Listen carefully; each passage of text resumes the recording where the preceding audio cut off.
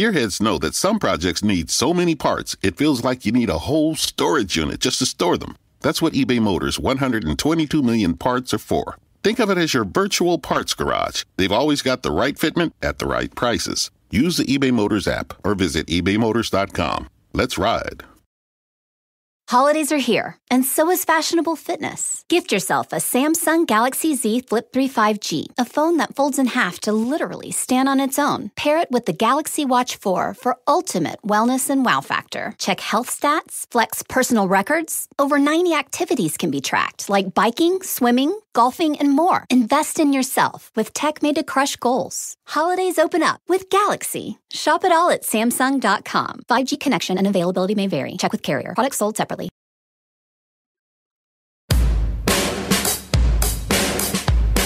Hey everyone, this is the Almost World Podcast. Bringing to you mind-blowing interviews with guests from all over the world. So settle down, relax, and enjoy the show.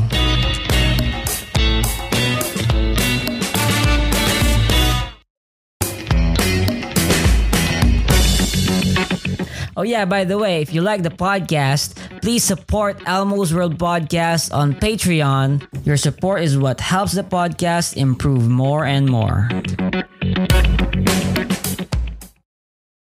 Welcome to Almo's World Podcast, and I have my friend Jarret Petty here. He is from Hawaii, and he has a lot of interesting beliefs. It's not beliefs in his terms, but Jarret, can you introduce yourself? Hello, all in Emma's world. I'm Jarret, and I go by the Heavy Philosopher. And yes, I love to discuss facts about beliefs, and thereon after. Mm-hmm. But what would be these facts that you would consider? For example, let's start with God. You know, it's the most the first thing that comes to mind when on these topics. What would be your understanding of God? Okay, well, in Hungarian, Isten is the word for God, which originally translates from the ancient fact, so that facts can be facts at all in the first place. So if you're discussing facts, you know, God is the ancient fact, the first fact, the necessary fact that allows facts to exist at all. Mm-hmm. Okay, so would God be so you're saying that God is the necessary being for there to be actual facts in terms of like proper justification of knowledge or truth. God is the necessary being. Sure, and to even reason that another way, let's discuss evidence itself, reason itself. Because you went on to explain how facts can be justified, or you mentioned that a little bit. So what allows a reason to exist, or even evidence, so to speak, is that it must be justifiable. And what allows something to be justifiable is that it's explainable. What allows something to be explainable is that it's intelligible. Now, what allows something to be intelligible is that it's sufficiently causally reasoned to exist. An operating axiom by the principle of sufficient reason is that if X exists, there must be what it takes for X to exist. And that is how it is sufficiently causally reasoned to exist, to be intelligible, to be explained, to be justifiable, and therefore evidence becomes evident. That's how that works. Okay. And when you put the principle of sufficient reason operating axiom and its equivalent statement, you get the idea or the notion that there must be a source for all that is sufficiently reasoned to exist.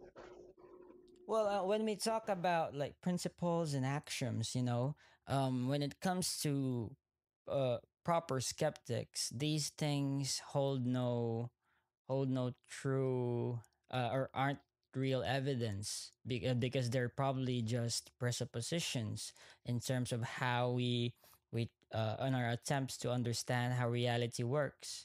So with this metaphysical backdrop that we create, you know, a skeptic would have doubts on these stuff.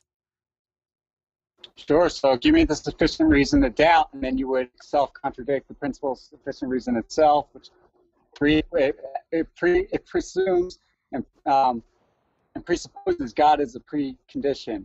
the first place. So, I mean, to even have a reason to doubt, a reasonable doubt is to contradict the principle itself. And you're in performative contradiction, and you're, whatever you think or believe is a reasonable doubt is already now corrupted. Mm-hmm. Okay, but when we talk about, like, for example, the principle of sufficient reason, it's really subjective to say that, oh, I have sufficient reason for this, knowing that being human, we are not even able to truly grasp the whole nature of what is true, or something, the true an omniscient understanding of something. So in terms of the sufficient principle of reason, it's really just very subjective. No, what happens is people tend to um, choose subjectively what they think or find or believe to be a sufficient reason. That doesn't change sufficient reasoning at all. Anything that exists is sufficiently reasoned to exist exactly as it exists. It does not depend on my ability to justify it. Yeah. So, but exactly. So, in terms of this, a skeptic would say, I wouldn't believe in God if it because there is no I wouldn't be able to say that there is sufficient reason to believe that he does exist. So to them, sufficient reason would be actually, in definition, to be absolute certainty. That's what the scientific perspective would take. So then, where I would respond to such a skeptic is, one, you said that you don't have beliefs in God and it's not justified, but you you have yet to evidence justification for that claim. On top of the fact, you actually did evidence your beliefs in God by calling God a He in the first place. I didn't say God was a He; you did. So that would mean that's coming from your apperception, your thinking, your modeling, your understanding. So that is, in fact, a belief someone holds of God, even as a skeptic, while they're trying to be skeptical of beliefs about God. So it's self-contradictory. Again, you don't even start as an atheist, as a skeptic. You get nowhere. Stop right in your tracks. I see. I see. But I guess you're right in that, I straw man the model of God, and so I presented my counter arguments towards this. But I guess then that, when it comes to almost, but not almost, but even, some would say, all models of God, that they can present all their counter arguments and safely say that they have no reason to believe that he exists.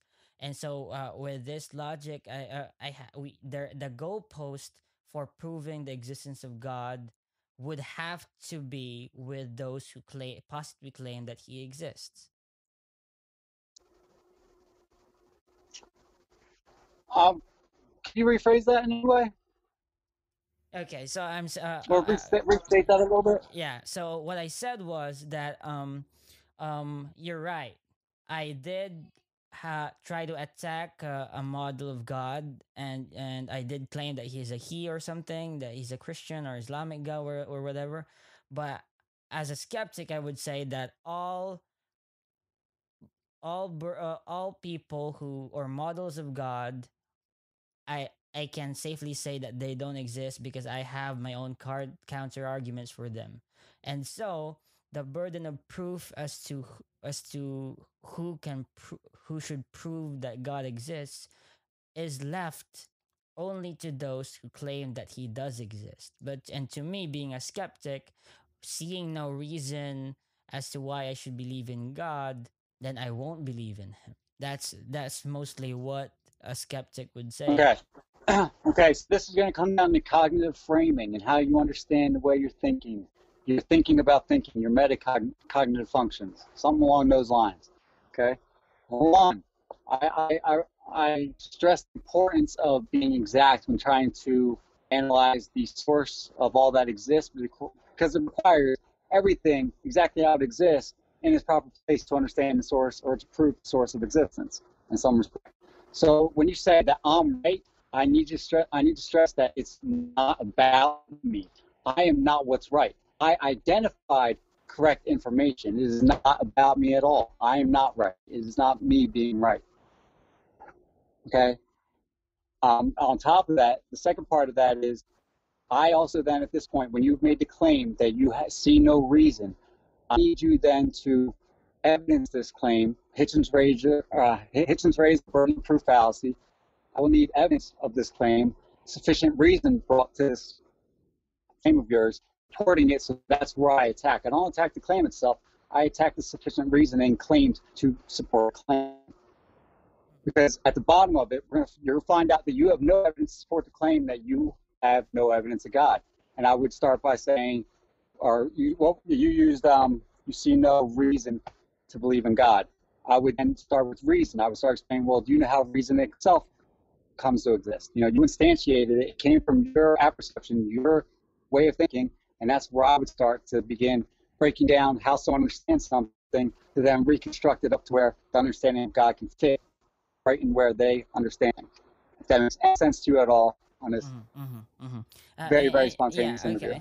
okay. You mentioned metacognition and the framework of thinking, and I would say okay, but I evolved all of this, and in this sense, though, I it would have to be self defeating for me to say that my own reason is is absolutely reliable.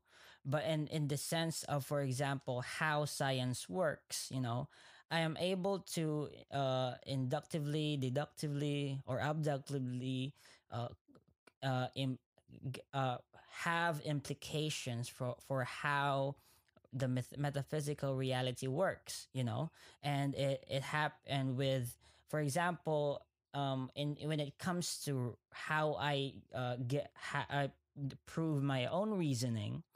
I wouldn't be able to spot was to properly justify my reliance on Okay, logic. you Mm-hmm. right.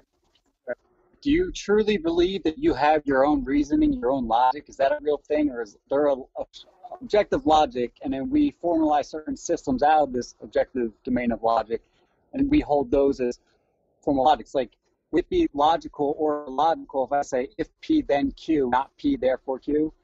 Would that hold, or would that just be me being illogical, or is that just my logic? Okay, but Is it my logic, or is it illogical?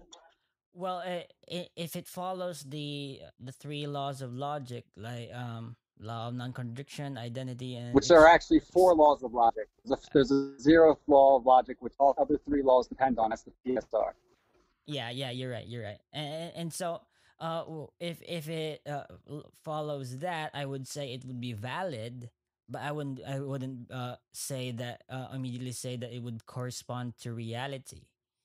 So when it comes to what is true, I would I would simply be left to my under observations of or experience, I would say.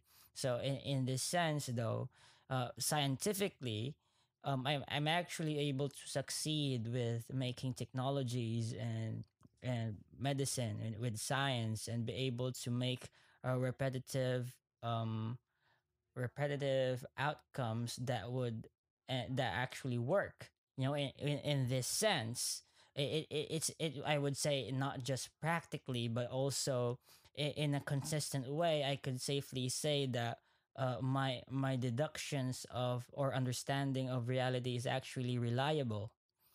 Therefore, with this, it would lead me to say that there is an objective reality out there, and I'm constantly observing it, and that's what's happening.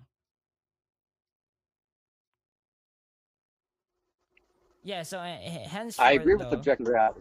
Yeah. yeah, when we have an objective reality, um, therefore we can start to bring forth logic, reason, and justify our framework of thinking, because I would say that how we evolved to have logic is something that would actually be not sourced from logic out of logic, but that So yeah, basically, to me, being a skeptic, um, there are things that I would have to have enough evidence for me to actually say, that I would have to that this is irrefutable, so I'm gonna believe in it. Okay, okay, okay. So I'm gonna treat you as such a skeptic. Okay, I'm gonna go right into where you understand everything and break it all down where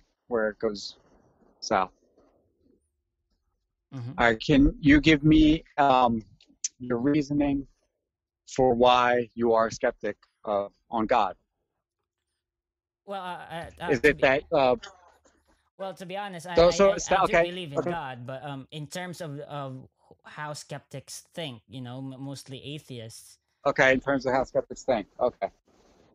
Well, I would question then right off the bat that what they have is on evidence, and if they understand evidence itself and how it comes to exist in the first place, since they instantiated that there's no evidence. So I Mm-hmm. want them to evidence to me that there is no, in fact, no evidence.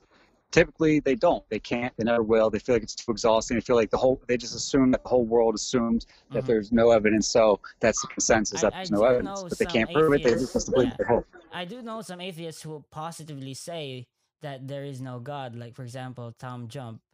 He's been several on my show several times, and he positively claims that there is no God. So, yeah.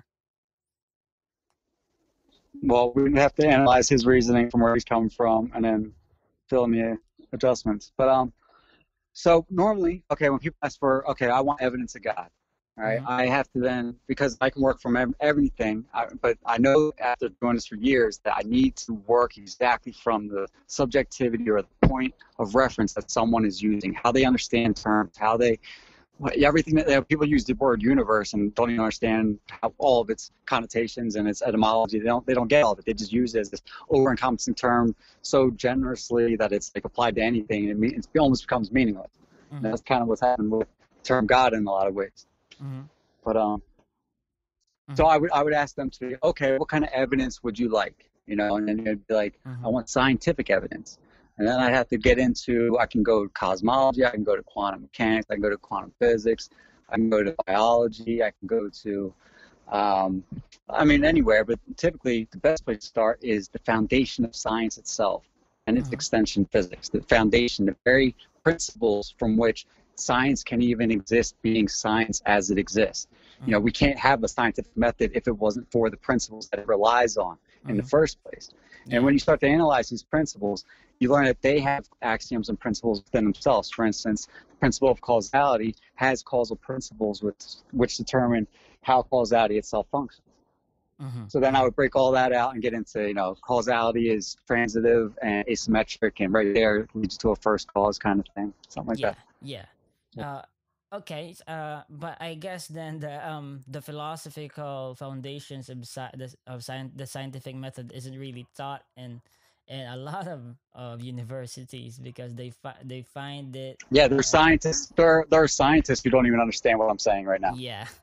I They mean, don't. They don't even know. They don't even know the principles that science itself operates on. That's how taken for granted we have become mhm. as a people. Yeah. So when it comes to this though, um, I wouldn't say that all atheists denies for example like a simulation theory or a deity. They mostly just deny like the Christian God or the Muslim God or other Sure. manner Yeah, and you have to get religions. into all the cultural and historical Yeah. interpretations, and oh yeah, it's a lot of work, and it's all available in our history. It's all the information available to already come to the right conclusions. Mm-hmm. And in that case though I know a lot of atheist friends who wouldn't mind believing in like a deity that doesn't care about us, but simply that in terms of how they think, they mostly rely on their common sense, and how for example a specific belief system um passes their set criteria, which is that does this religion actually make sense, and they would say that God might exist, or it's plausible that God exists, but he would be someone who doesn't care about us, or stuff like that. So it's really that they don't want any God to have any part of their life, because they They don't see want no reason. no. Well, what I see often that happens is that most atheists, I've run into many, as my church is of atheism, basically. That's all I do is preach and troll atheists. That's all I do Mm-hmm. for years. Hmm. So I've run into a lot of them. The general idea is that the understanding of God is too fairy tale-like when you read it in the books in the literal sense, and they don't see the other forms and dimensions away, that there's truth like within the confines of the literal structure. They don't see the truth that may lie in like a Hmm. proverb that makes lots of sense, but because it's associated to talking snakes, they're like, oh my God, it's fairy tale. So they don't want something to be anthropic in nature. They have anthropic bias against it. They Hmm. don't want something that like if it's personified or like under a reification fallacy of some sort, Hmm. they tend to like withdraw because it seems too Absurd. magical and wizard-like and not so. Yeah, exactly. It seems that way. That's just the narrative that they've actually themselves have believed in the whole time. That's why they're fighting it, because they're believing in that God is the magical sky daddy. They believe it so much that they reject it. That's the problem. They see it as the magical sky daddy was. They envision it as a magical sky daddy was. They try to put it in some. You need to see it locally in some point in space, which doesn't even make sense. But they believe it this way, that they then fight against it and are, just retract from it. Hmm. Hmm. Okay, but we can actually say, to me though, I would definitely say that no one could absolutely claim that they know for certain that God exists. Is that your position, or do you take more of a God probably exists because of these evidences, but I don't know for absolute Okay, God certain. necessarily exists. Okay, uh, God how? necessarily But exists with certainty. okay, can you break it down? So What's how? the You want to know simplest how? way? If the simplest way being, go with necessary being. Mm-hmm. Can reality even be, like reality needs to be for reality to exist. For reality to be real, it needs to be what it is in the first place. So it already instantiates being itself in the first place. Mm-hmm. I mean, nature itself. If nature cannot be, then nature isn't nature. Being comes Yeah. first. Yeah. Necessary being, Mm-hmm. the being of it all. I Mm-hmm. mean, that's an easy way of putting it. Like, always try to see if something can even exist if it's not even what it is. Yeah, If it can't the be, thing in it doesn't itself. exist. It needs the being part first. Right, right. Okay, so how does that lead you to I a mean, necessary does that? being? I mean, like, it depends on like of what. I'm sorry. How does that logically lead you to a necessary being that you would call God? Okay, how would that necessarily lead into a necessary being called God?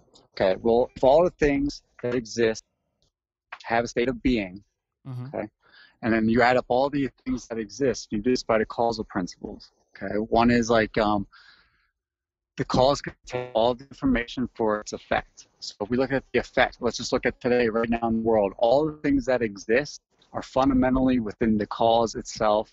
And we see this through symmetry principles, equivalence principles, and I mean, I can go on, like cause reality principle, Grange principle, the magnitude of the cause is proportional to the magnitude of the effect. I mean, it just goes on and on and on. And we realize a really, really simple thing that is very, very ordinary. It's so necessary that it's actually stupid, and that's why people take it for granted and overlook it. One analogy I've tried to use, people still can't seem to manage to understand it, is that take, for instance, wanting to bake a cake. If you want to bake a cake, you cannot bake a cake if you don't have the ingredients to bake. You can bake a cake, cook dust the eggs, or even make cupcake if you have all the ingredients beforehand when making a cake. So it makes simple sense. You need ingredients to make a cake. There's nothing extraordinary about it. So when you think about consciousness, life, and being, all the information that comprises how we want to use these concepts, consciousness, being, and life, all the things that go into making up them in reality, like everything that all the information that it takes to make me must exist at the source of this universe. It must exist at the origin of the universe. Information come out of nowhere. You know, so ultimately it's like bringing down, like, you go through one step, you go through layers of understanding necessary being, being, and you try to understand states of being. You look at ontologies, you try to go through understand how all the way that we mean being, and you want to break down all things that be. Break down everything that we can name that are phenomena.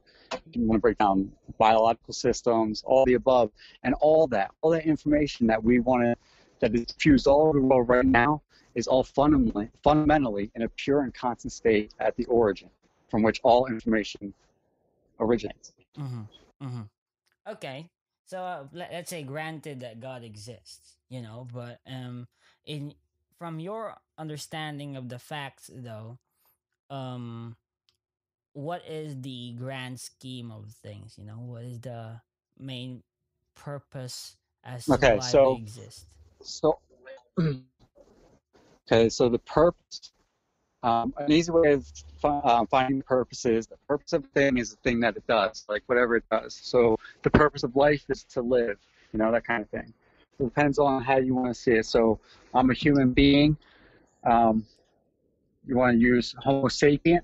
Homo sapiens. Sapiens is wisdom, the ability to reason. So then the reason, to create the reason, to sufficiently reason, the sufficient reasoning of existence or God or whatever you want to call it, that would be some things that are within our purpose. Adding, you know, those kinds of things. At the same time, what was it? There was two parts to that. There was the being part of what else, or the purpose part? What else? Yeah, I was just what is asking. I wanted to say. And stuff. Okay, so here's another thing. So there's two different parts of this where I often refer to Gödel's, actually. A finding of Gödel's is that it's been proven truths exist which are unprovable. And I often say that God's existence is not one of these truths. However, God's gender as a male or female might be one of these unprovable truths. Those kinds of things. You know, so like, so while I understand structuring or the nature, quiddity of God, whatever have you, at the same time, I have things that are unanswered, or otherwise I'd be omniscient myself and I'd be God myself. So, you know, of course there's always going to be information that I don't have. Like, for instance, I can actually scientifically reason purpose, all the above, you know, for life itself, the universe itself in general, but I would not be able to even give you a shred of anything for explaining my purpose on this earth. Like, that's how that works. You know, what I gained in objectivity, I lost in subjectivity. Okay, so let's talk about, for example, because we have taken into account that God exists.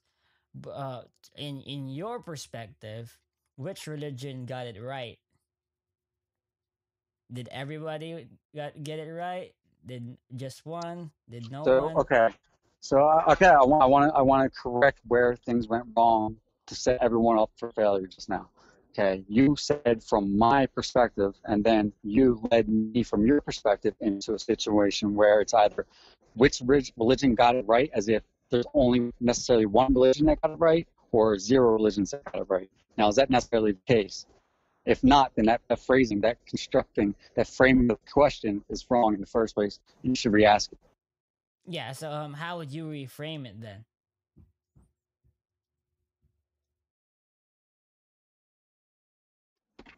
I'm sorry, what was that? Yeah, how would you reframe the question?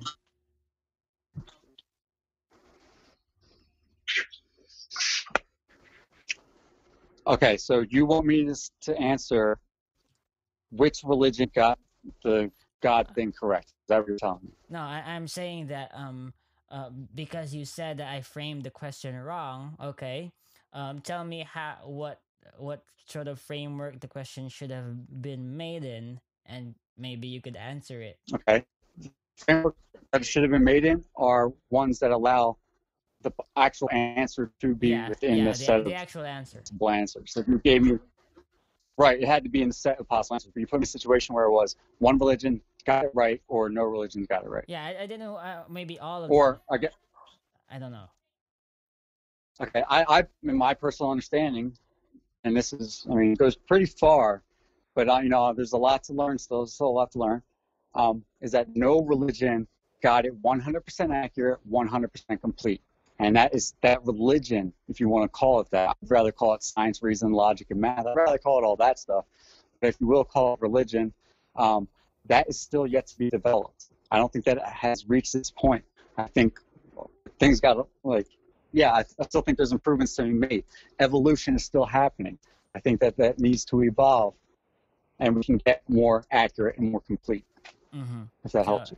in a way, so nobody has gotten it perfectly right yet, but they have arrived at some truths, but not the perfect truth, which we have to arrive at through constant and continuous evolution.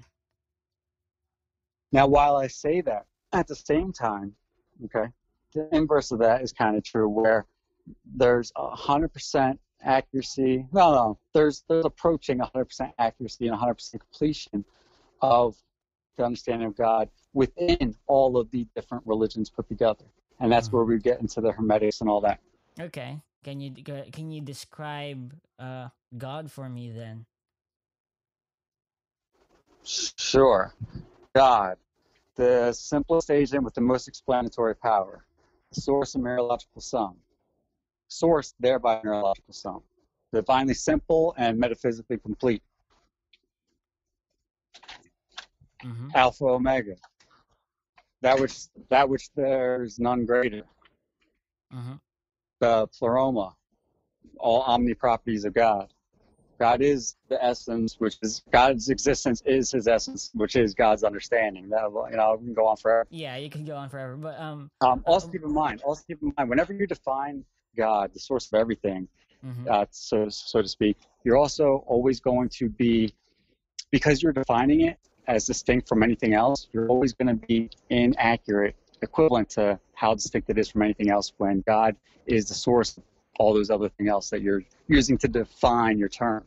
So it's always, you have to account these discrepancies. Yeah, true. Okay. But in terms of God being all of these, is he to you, is your understanding of him also that he is a personal God? That someone who cares, who gets angry, these anthropomorphisms, not in the sense that they are literal, but We have to go back to the very, very beginning. How does caring exist in the first place? What information goes into caring? Whatever information goes into from people caring to one another is already within the information at the source. Okay, so I can explain God caring about people or living through people, and I would do so in a scientific tongue, explaining for instance, at an unconscious level, all the mechanic processing that we do, we call the unconscious unconscious. I can go on. So it's basically that we are actually made in the image of God in a way that we have sourced our own ingredients from the ultimate source. Is this what you're saying? Something like that. And my refinement on the idea in God's image is to understand that the originally image was used when it was originally written in books, so to speak, is akin to its etymological meaning, which was a mental representation or to imitate. So to imitate and a mental representation. And then we are Homo sapiens, the ability to reasoning. Okay, that is the ability to imitate. That's what we imitate. We develop logical systems, formal systems from the actual logic, or we develop mathematical symbols and construct mathematical systems from the math that is all around us. That kind of thing. We don't. Let's say then that no religion got it perfectly right.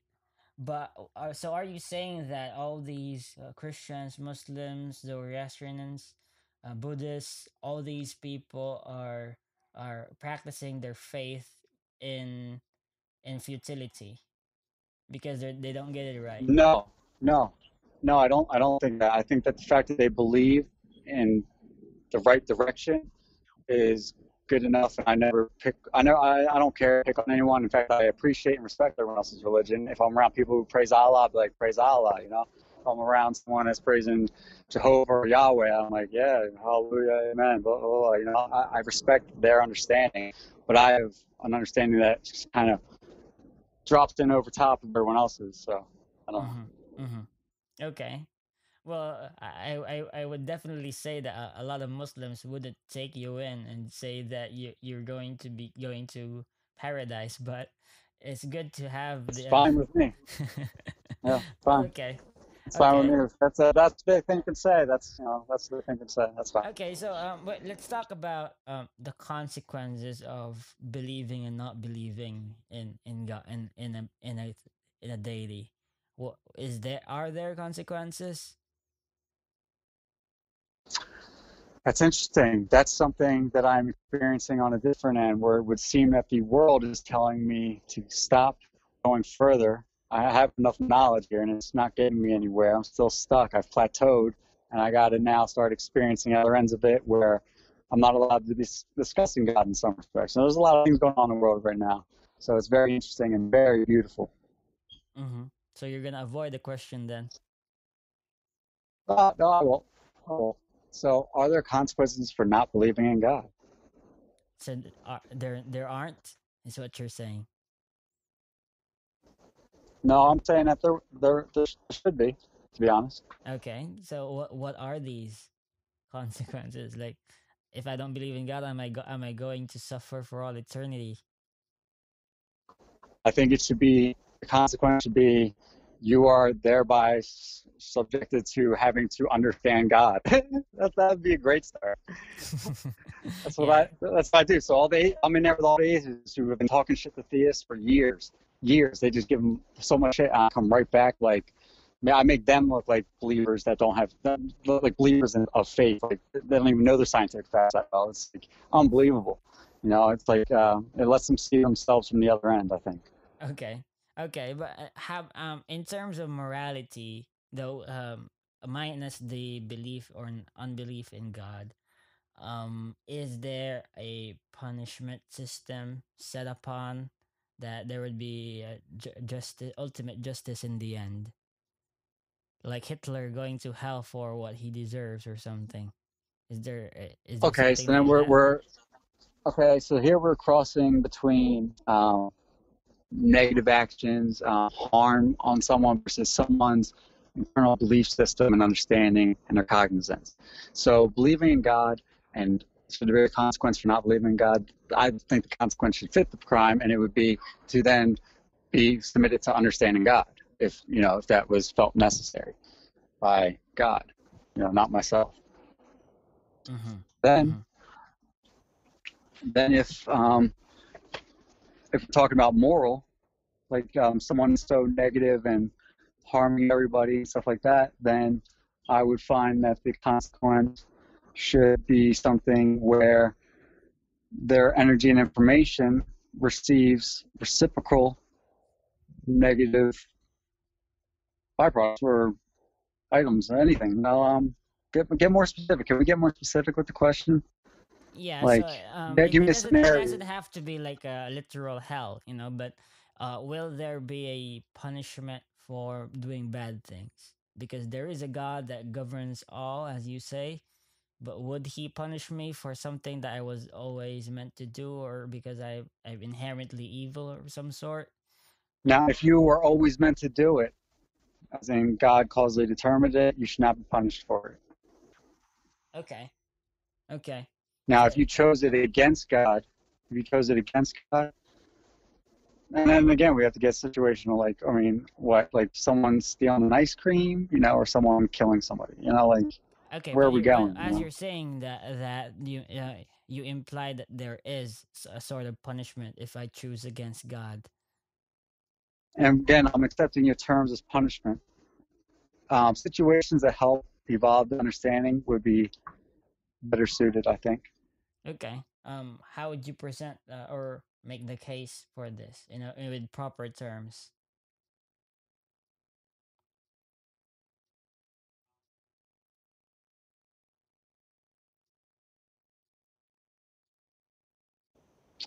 So, like for instance, what I find to be within morally sound behavior, but right at the borderline, is law of retaliation, and that's more generally known as eye for an eye. So, say you take someone's eye out, then you would be subsequent to like understand what like to have one eye, you know. So you understand what it is you did that harmed, why it was painful, why you shouldn't have done it. Yeah, but I would say definitely say that that wouldn't be perfect justice at all, because a lot of really rich people are also evil, and they don't get to be punished for and they just die without getting punished for their wrongdoings, so I wouldn't say that Well, they then would. I mean, you open up right. You open up the conversation about all of the energy and information that makes us not created nor destroyed. So whatever happens in their experience afterwards, after this life, where they're all not getting punished for their crimes, perhaps they get punished in another way. Yeah, yeah, that's what I'm saying. So is there a sort of afterlife So I wouldn't punishment? so I wouldn't hold that. So I wouldn't hold that thought. What? Okay, okay, sure, okay. Okay, so there in your worldview, though, there isn't an afterlife punishment, but it would simply be an eye for an eye thing. That would be the only basis So I for don't have, you. I don't, so I only have, so I have information. So my God's understanding is pretty, like, I need a lot of counter evidence, and not, it doesn't even exist, frankly, to overrule my understanding on God. It would need a lot of counter evidence, and it would have to be like, it doesn't exist. So I don't even know how it's going to be a case. But as far as understanding heaven and hell and all that stuff, that's information I have pieces to, but I don't have all the information to give the answer that the set of information yields when you have all of the information. You know, I Mm-hmm. have that information. I can argue states like a negative state, a positive state, a good state, a bad state. I can um, find more objective morality better than Mm-hmm. most. Mm-hmm. Actually, it would appear to seem. But Okay. that Okay. doesn't mean that I understand, beyond this life, that kind of thing. Okay. Then let's tackle, for instance, the basic human condition, which is that we don't know shit, and we're just trying to figure out how to Okay, live so our you know that lives. you don't know shit. So, Yeah. sure, sure. So you know that you don't know shit, correct? Yeah, we all know, we all know but No, we let's assume it. Yeah, we yeah. try to do our So you best. know that you Yeah. don't know shit. Wow. Okay, you know that you don't know shit. So right there, you start with the fact that you actually do know something. Is that you don't know shit. Right Well, there. Now you can start at the second. You can start at the other end too. If you know that you don't know shit, but you know that you don't know shit is something you now know. You can also know that you aren't going to know all shit, yeah. because that would be omniscience. That would make you God. Mm-hmm. You know. So you now know two things from the fact that you know nothing or don't know shit. Mm-hmm. Yeah, and Minimal. And then from there you build correctly. okay, but when we try to build that up, though, it actually leads on to what is my motivation for asking these questions, so a rock doesn't have any motivation, so it's not going to do anything, but we as humans, we have the capability to do so, and but the question is, why would I do so? So and it actually serves more practical reasons, with human motivations, which are that I don't want to waste my life, and I'm trying to figure out what I should do.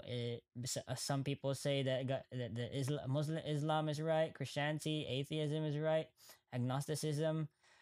So we all try to figure out our And I situations. maintain, and I maintain that Mm-hmm. that 1 + 1 = 2, no matter what anyone thinks or feels about it. Yeah, It's two. Now, if the whole world thinks it equals 3 for whatever reason, or yeah. 5 or whatever, that's just what everyone thinks, not necessarily what is true. So I never pin it on what anyone else thinks. Okay, but yeah, so it's not on how what anyone else thinks, but then that now that you have a motivation to as to discover the truth, and but knowing that you will never arrive at perfect truth, so um there are you ways of accounting for things. There are mhm, ways to account for things. Yes, I know that I cannot arrive at perfect truth, and that is one more stitching in my understanding of perfect truth. Like I know that I know that I don't know. What's it? What's that saying? I know that I don't know, but you know that you don't know.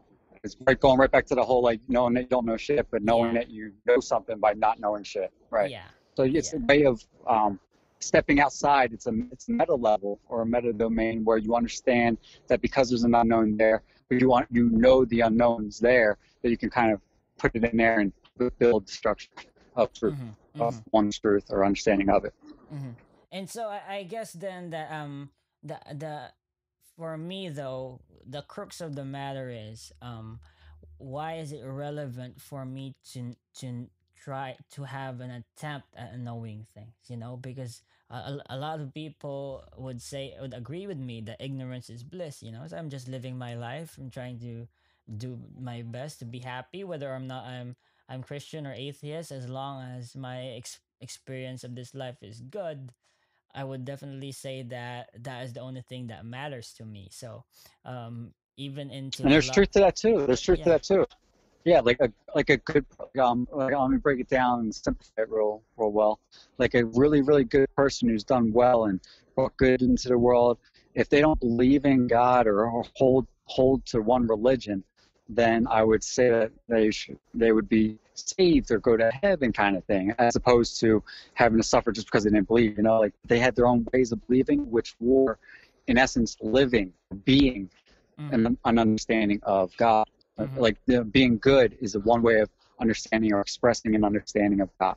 You know, so it Mm-hmm. satisfies in some sense of But respect. I guess that in that case though, in all those cases, it's really dependent on the qualifier of of who says that that you're living a good life. So basically, if I think that I'm living a good life, you know, that a moral upright life, then that's good. But for a lot of people, like for example, if you're a perfect vegan, you know, and you see a good humble person living a moral life, eating meat and stuff, so you would definitely look at them as murderers and torturers of human of animals. So in that sense, the subjectivity of it would actually disqualify all those who believe that they are living a good life. So in this sense, then the only thing that the only judge or this that matters is oneself, right?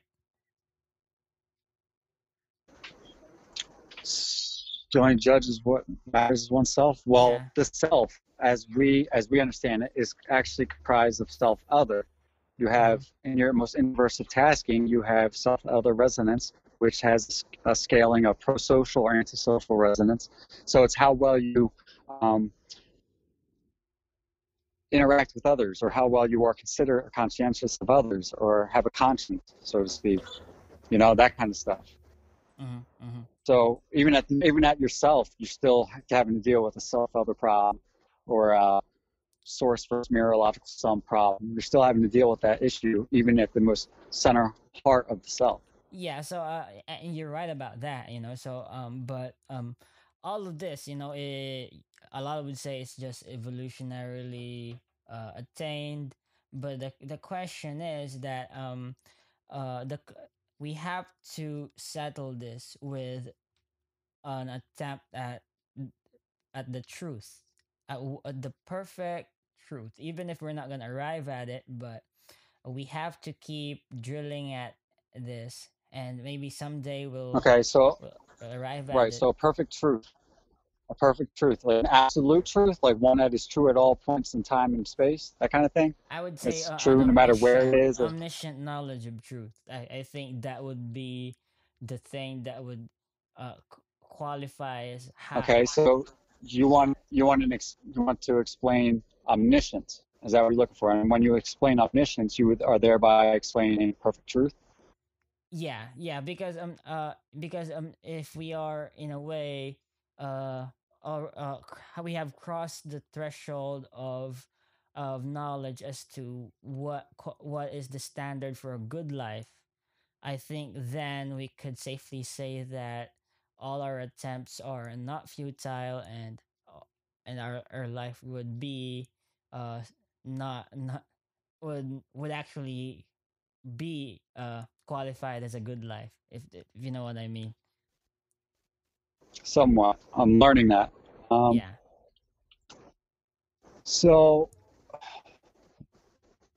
so what constitutes a good life is not what constitutes a good life. Is that the end idea? Yeah, what I'm saying is that you only know that you're living a good life if you know for certain that you're living a good life. If that if yeah, so that's what I'm saying. Yeah, so I guess then that it really becomes well, because in our short lifetime, and we're living in the 21st century, we're not never gonna be able to arrive at an omniscient knowledge, in our lifetime. So it becomes a gambit, I guess, or a gamble, and we have to make certain decisions that would have these um, consequences. So in how we try to face uncertainty, there are things that we have to consider. Like, for example, um, the biggest options that the world has already presented us, which is it's either these religions or just atheism. So, and some would choose agnosticism, and I respect that, but um, ultimately, So then what you're saying is, at this point in time, give up evolving and settle for what is, and choose from the options that are from the past, and not work on better, more refined understanding. Is well, I that what you're wouldn't say saying? give up on evolution, because evolution requires you Well, to you are, die. in So effect. death is Okay, part okay. of evolution. So it's necessary for you to settle for your I guess in the grand scheme of things, you could assist in reaching that goal, but for your personal uh So ass, wait. So you're saying that omniscience, if you can properly explain and account for all most yeah, relevant dimensions of omniscience, yeah, then you would then in turn have perfect truth. I can explain to you how omniscience works and exists in our isolated system, yeah. the great How grand scheme of things. how Okay, one. Let's start with conservation of information. Let's start with that. It's a very important one, I think. mm-hmm. People don't understand this one. All the information of our isolated system exists within the isolated system. There's no information existing in non-existence. Non-existence doesn't exist. Such information doesn't exist. All information that exists within our isolated system. Mm-hmm. Okay, so all right off the bat, the source and sum, which there can be none greater in the enumerative defining of God, of the isolated system, is Mm-hmm. the omniscient entity of the isolated system. Yeah, Now let's I go with definitely explaining agree. consciousness. Yeah, yeah. I can keep going. I can talk about consciousness. I go in, Yeah, and just but the real so. question is that I don't disagree that we can attain of the perfect truth even in our fallible cognitive abilities and whatnot. But the thing is that in order we have to decipher what is true and what is not. But in our current condition, we only can arrive at truth based on certain tools that we have, but it's not enough, basically, so to and to Right, from right. But accounting for the parts where it's not enough, is a part of getting that fuller understanding, the understanding that's beyond yeah, human understanding's yeah, ability. That you can get yeah, just a little bit above.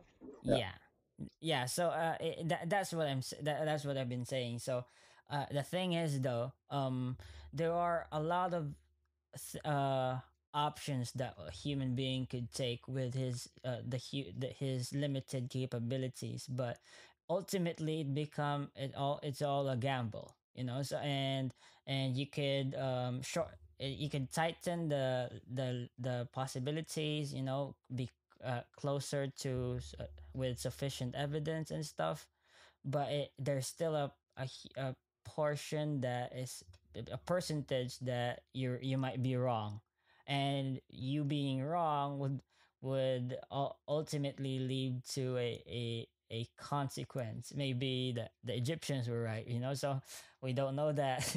But it's all a Well, we gamble. It's still a do. gamble. Yeah, no, it's not a gamble. God doesn't play dice. We do. We're the ones that play dice. If you could just Yeah. understand certain things that are true. Now, like, I would love to hear someone in the world or beyond Mm-hmm. come talk to me and give me evidence that counters all the evidence that I can bring to any table. Just Okay. going on and on and on. I mean, no matter what counter you have, I can break it down. Because I've yet to come across a counter I can't, or one that I can't versus one that I choose that's like so ridiculous I'm not even gonna bother. Wait. Like Okay. I'm waiting for that. I'm searching for that, I guess. Okay. So you're someone who currently has the un the formidable position to prove that God exists before all atheists. Is that what you're saying? Yes, I feel Okay. that. Yes, and I would love to make. Yeah. Awesome. And well, man, like it's been great talking to you. We're almost reaching an hour, and I want to ask you one last question. Um, uh, can you uh when when you're going to send a message to all those people who doubt that God exists, and you claim that you have the best argument that God exists, can you make it in the simplest way, most understandable possible, and tell them that this is why God exists? I'm beginning to work on that. Yes, I learned that I need to simplify some things, but again, you have to understand the more you simplify, the more generalized, and the more ability someone has to misinterpret, get it wrong, translate it wrong, and it Mm-hmm. just creates the Yeah, conversation being yeah, longer. agreed. So that happens. Okay. So but yeah, I guess then I would rephrase the question. Ultimately, what are you experiencing right now with your belief in God that atheists are missing out on? Is it something that is someone would actually benefit from? I'm experiencing what is coming to me in my life, what is showing itself in my life, is that I need to experience some of the atheistic side. It would appear. I need to experience some of that to then complete my understanding of God, if that makes any sense. Okay. So have you never been an atheist, or at least like considered the idea? You could say I have just be an no I atheist have for a no day, evidence. so But I don't have any evidence to support me even holding the position of atheism. I don't have. I operate by the virtue of prudence, having sufficient reason for something. You know. okay. Well, Jarrett, So I need that. I need that. yeah, Yeah. it's been a great conversation with you. Thank you so much for your time. I know that it's been a wish wash and stuff, but to me, I really enjoyed this conversation. Always a pleasure. Likewise, Elmo. So that's the end of it. Thanks for tuning in, guys. This is your host, Elmo Ador Jr., and thank you for listening in. And please subscribe. Please follow us on Facebook. Please follow this. Please. Thanks.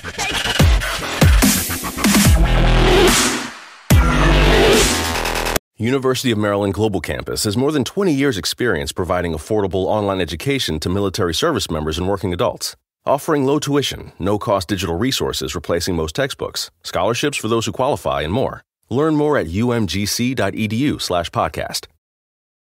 It used to be hard to find the exact auto parts you needed, and that meant spending a lot of time at swap meets. It's a different game now when you can order exactly what you need from eBay Motors. They have 122 million parts, so you can always find the right fitment. Spend less time searching and more time building with the eBay Motors app, or visit ebaymotors.com. Let's ride.